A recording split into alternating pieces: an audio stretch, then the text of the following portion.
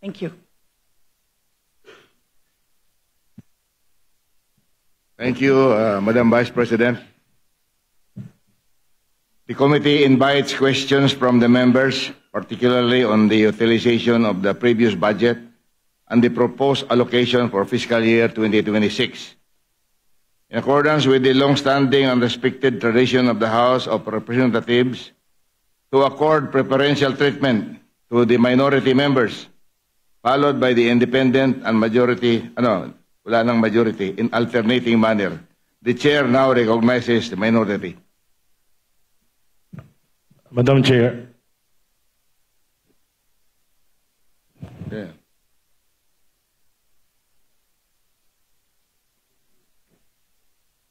We'd like to recognize the Senior Deputy Minority Leader, Egay Elisa. Madam Chair, we in the minority believe that there are no contentious issues in the budget of the Office of the Vice President, especially in the 2025 to 2026 budget of the said agency. Much that we would like to honor the tradition that we extend to the Office of the Vice President, there are two members of the minority who would like to ask questions. Kaya po, in the interest of the rights of some of our members, may I yield the floor to two members, Representative Trino and Representative Ko, to propound their questions. Thank you, Madam Chair. Is it all right? Madam Chair, to the presiding officer, sir, before we proceed, I just want to be clarified with the status of the votation we have had last Friday when we all agreed that Tuesday, which is today, we will grant parliamentary courtesy. This is the long-standing traditional parliamentary courtesy granted to a co-equal branch or a higher official of the government. Let me be just clarified before we proceed. Last Friday's, there was no votation, Congressman Ongab. So we proceed as planned today. I understand there was a votation, and in fact, it was objected by the two members of minority of the NDP. No, notwithstanding we failed to divide the House. Yes, but I think we have agreed that last Friday we will provide parliamentary courtesy to the office of the Vice President. Yes, the request of the minority is just two interpellators. It is up for Madam President, Madam Vice President, if she wants to answer or not. Just one more manifestation to the chairperson and to the presiding officer. Also last Friday, I reiterated that this long-standing tradition of granting parliamentary immunity has been practiced to all the former vice presidents that I have experienced in this chamber. And the tradition is granted first to the co-equal branch of the government, and it is on the part of the president or the vice president or to the co-equal branch of government who will reply that he is waiving, that he or she is waiving his parliamentary inquiry. So I think it would be proper and fitting that we would ask first the Vice President if she's willing to Mr. waive. Chair, may I be recognized? I think I still have the floor. So there's a question whether or not we should afford.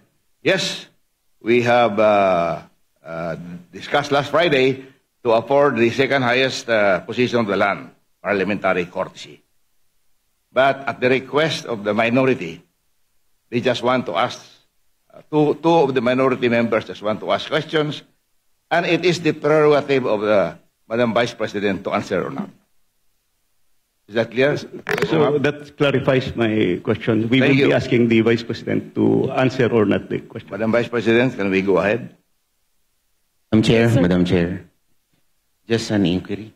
My apologies, Representative Marcoleta. Her Excellency Just was a about very- to respond to the query before we recognize An you. inquiry Let's po. please yield the floor to the Vice President as she was about to make a response to that. Your Excellency, if you would like to respond po. Yes, I waive the privilege, sir. Yes. We now recognize Minority Leader Congressman Antonio Tenio. Maraming salamat, Mr. Chair. Magandang umaga po sa Office of the Vice President at sa Vice President.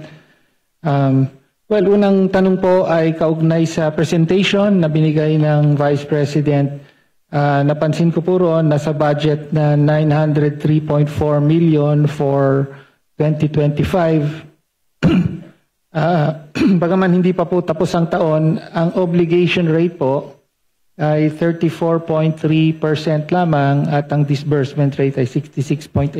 So nasa kalagitnaan po tayo ng taon, pero mukhang mababa po yung obligation rate. Ano po ang paliwanag dito? Yes, marami kaming procurement na tumagal. Hindi siya nasimulan by January, Madam Chair, yung procurement. So maraming mga procurement na June, July, August na nasimulan. May dahilan po ba kung bakit June, July, August na nasimulan ang mga proyekto? Madam Chair, dahil kailangan marami pong mga attachments na nire-require para sa procurement, and lahat po ng mga documents na yon ay hindi po siya nakukuha ng isa o dalawang araw lamang. So, middle of the year pa po na naisaayos ang requirements for bidding. Parang ganun po. Tama po ba ang intindi ko? Yes, Madam Chair. Yes, thank you. Okay.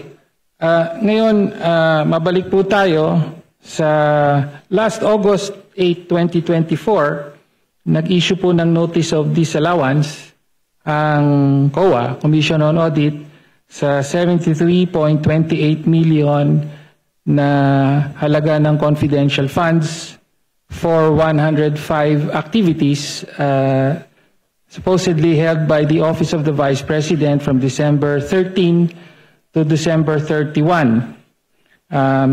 Sabi ng COA ay wala raw accomplishment reports na naipakita or sinubmit ang Office of the Vice President para dito at inaatas na o inuutos na ibalik ang pera ng Vice President ni Gina Acosta bilang Special Disbursing Officer at ni Julieta Villa del Rey bilang Chief Accountant. Mag-iisang taon na po, ayon sa COA rules ay may 6 months po para mag-appeal. Ano na po ang status ng Notice of Disallowance na ito? Madam Chair, I suggest that the Congressman ask this during the hearing of the Commission on Audit.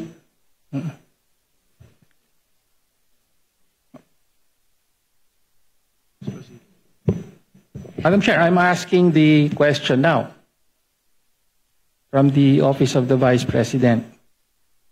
Madam Chair, this is a status of documents inside the Office of the Commission on Audit.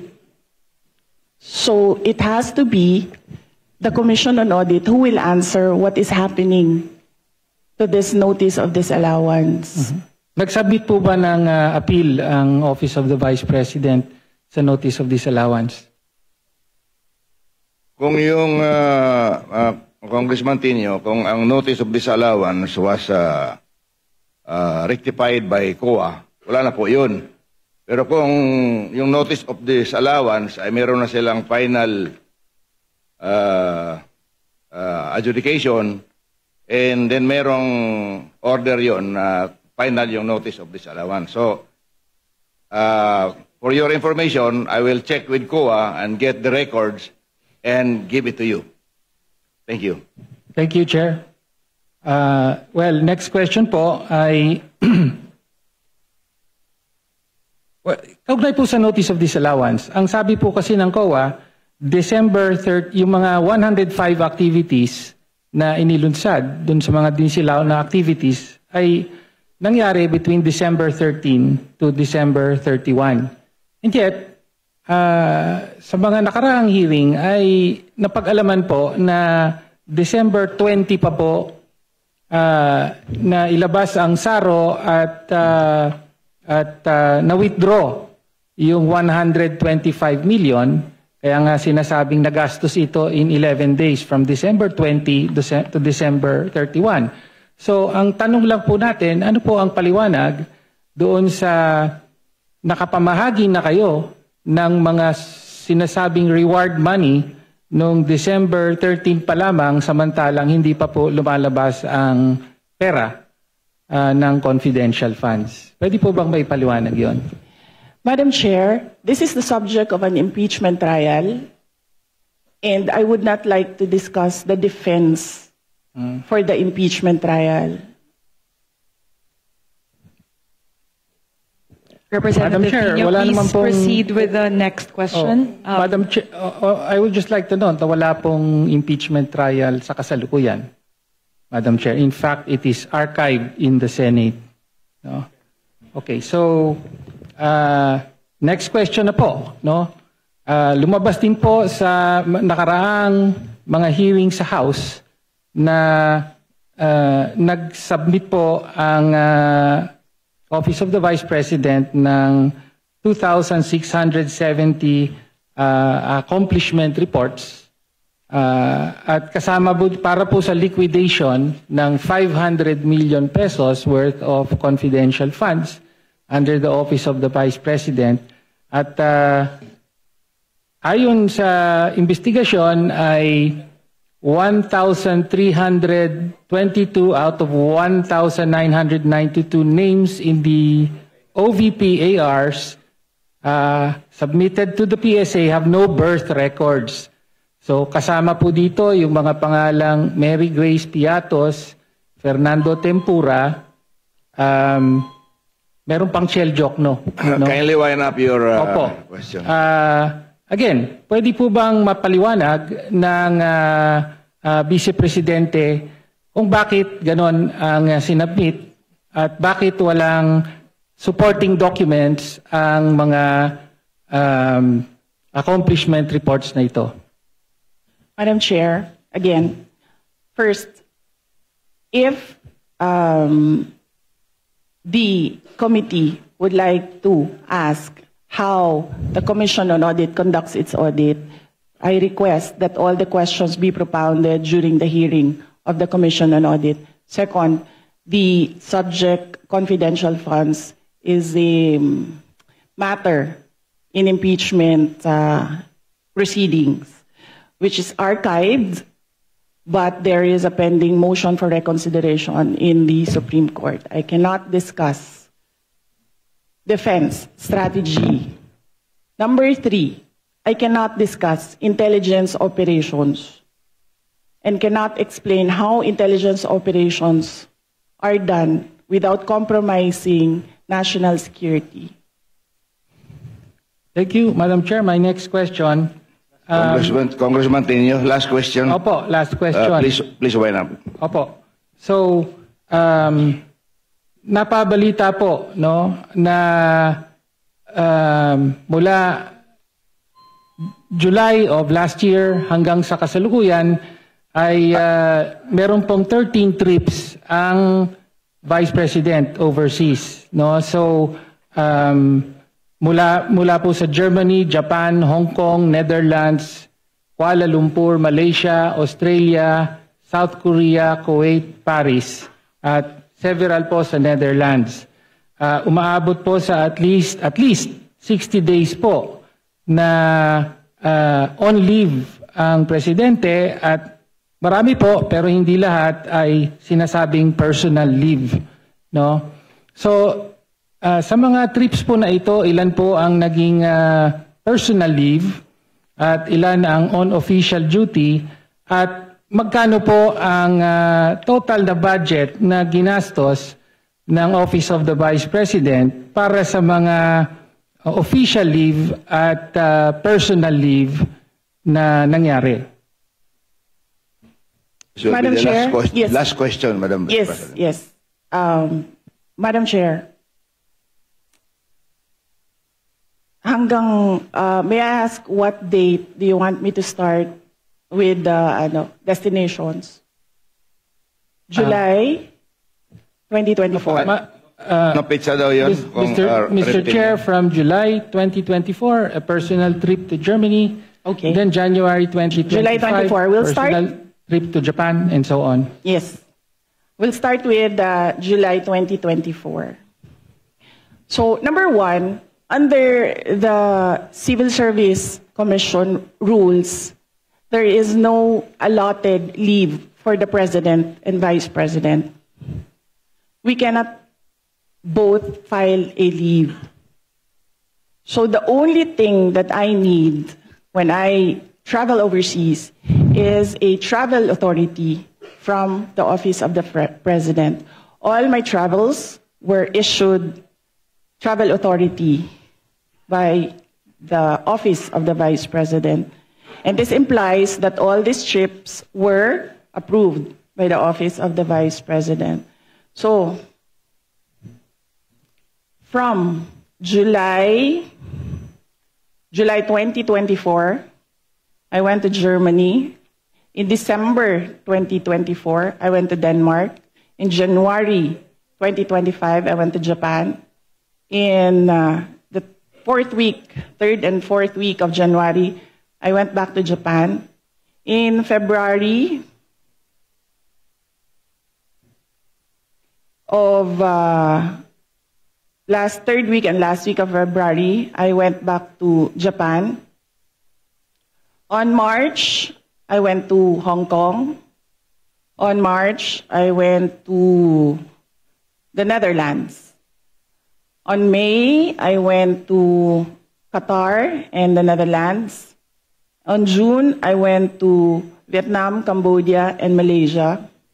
On June, I went to Australia. On July, I went to the Netherlands and the Republic of Korea. And very recently, from August to September, I went to Kuwait, the Netherlands, France, and Belgium. And number three, no public funds were used for all my travels. I did not charge representation. I did not charge tickets. I did not charge per dime for all my travels in the Office of the Vice President. So if you can see in the breakdown of the budget of travel for Office of the Vice President, you can see that there was a zero amount for the Vice President. Thank you, ma'am. Madam Chair, Parliamentary inquiry. Next Chair, on. just to follow up on the question. So, una po, salamat po sa Vice I'm President sorry, for Congressman Tenyo, detailing. that was your last question. I'm sorry.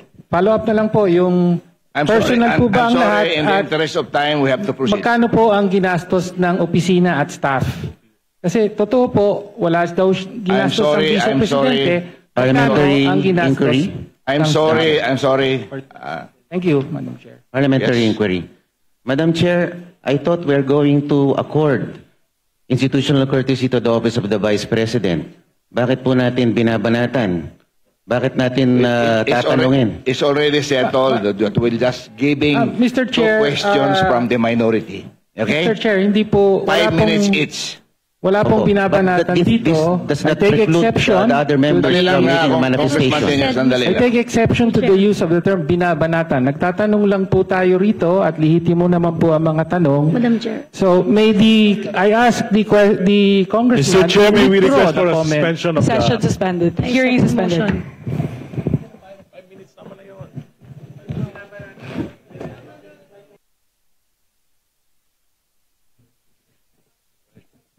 Hearing is resumed. Yes, Madam Chair, may I move that we strike out the word binanatan uttered by Rep. Marcoleta. Wala naman pong binabanatan. Second. There is a motion to strike off from the record the terminology binabanatan. It has been duly seconded. The motion is carried. Madam Chair, just a 1-minute manifestation on the striking of the record. I have no objection. However, I just want to explain that in the previous debates, in the previous legislatures before us, in the interim Batasang Pambansa, when an assemblyman from the city of Manila was attacking the late president, there was a motion to strike off the record of what he discussed on the floor. The former Assemblyman Arturo Tolentino said that if you strike off the record, any sentence or paragraph, it's just the same sentences, and you strike it, so you still can read that. So that was clear that I think that the procedure is still the same. The statement of Banatan, i-cross lang yan, but it's still there in the records. Sinabi ko lang yun because that was already clarified many years ago by former assemblyman who became Duly noted, late Senator Kong, Tolentino. this time we will use eraser. Okay? Yes. Thank you. Pero ngayon may video na.